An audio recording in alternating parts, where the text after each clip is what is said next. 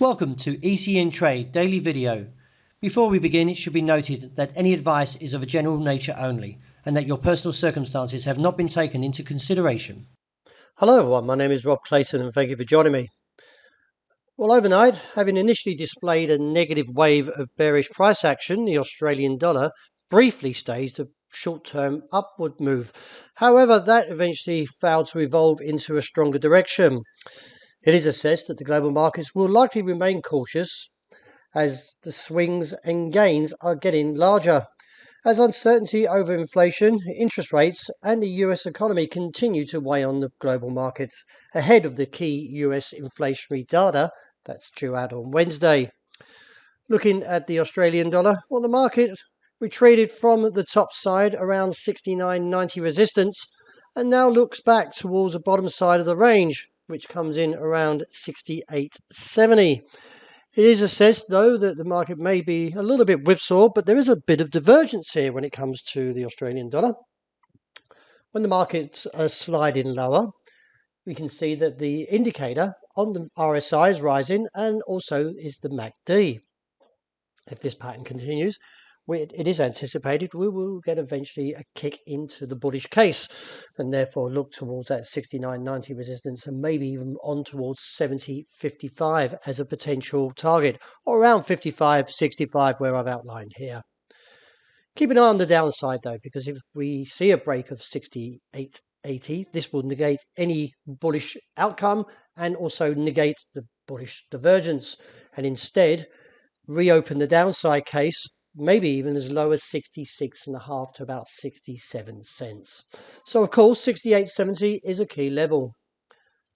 The euro, while the market still is struggling to regain any bullish momentum after the dollar index, which measures the greenback strength against a basket of 6 major currencies, rebounds slightly from 103.50 to up to where it's currently holding at 103.95. Keep an eye on this level of 104.85, because if it does eventually give way, although it is holding very strong, the market would look further to the downside and look to 103.40, 80 area as a potential target. But that being said, though, we haven't seen the break of this level, and it has held for quite a considerable time now. The market can still stage a rebound up to the 106 region. The dollar yen, well, as the market retreats from that 131.15.55 area, we can see there's a bit of a pause in the overnight price action as the market looks towards the sideways pattern into the start of today, around that 1/3, just above 130 handle. Although the rejection and also the slight indecisiveness with this doji candle from last night should eventually see the market weaken towards a region of 129.30.40.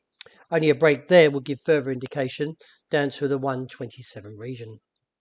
Sterling still struggling, but like the Australian dollar, there is bullish divergence clearly from the RSI and the MACD.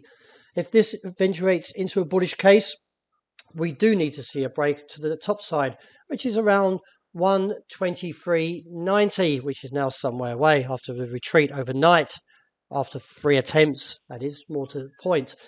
Though the bullish divergence, if it can break that level, should give further guidance up towards the 124 to 125 region. Sterling Kiwi, well, the market is holding still above that 195 handle. I remain neutral around this level due to the fact is that we could easily see eventually a market tumble like we saw previously. But the rejection from that 191 still holds as a short-term base, and let's see if the market does give up the gains. Because no doubt that we could see that the Kiwi side could be the main leg, but then if the sterling rallies, that could eventually give us a bit of a mixed view anyway. But overall, as I say, I'm sitting neutral and see how today progresses. The market for gold crushes through the support level that was called at 1,848. From the break, the call was down towards 1,820 to 26, which is near enough been achieved. I'm a little bit cautious, as the market has in the past snapped up as bargain hunters have been around to find when we get to lows, we see a rebound. Nevertheless, there is about 14 points to the downside that would bring us down to 1,820 and reassess from there. Another weeknight for oil. As we can see, the market's very much at its target now at $97 a barrel. I'm a little bit cautious at these levels due to the fact is that last time we got here, the market did rebound. Nevertheless, if it does break 97, that would give further scope down to $90 a barrel, which is a further drop.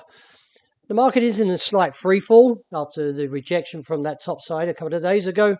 So all eyes on that support level and see if we can break it or will the rebound emerge. Well, that wraps it for the morning. Thank you very much for joining me. As always, look out for the intraday report and also the end of the day wrap.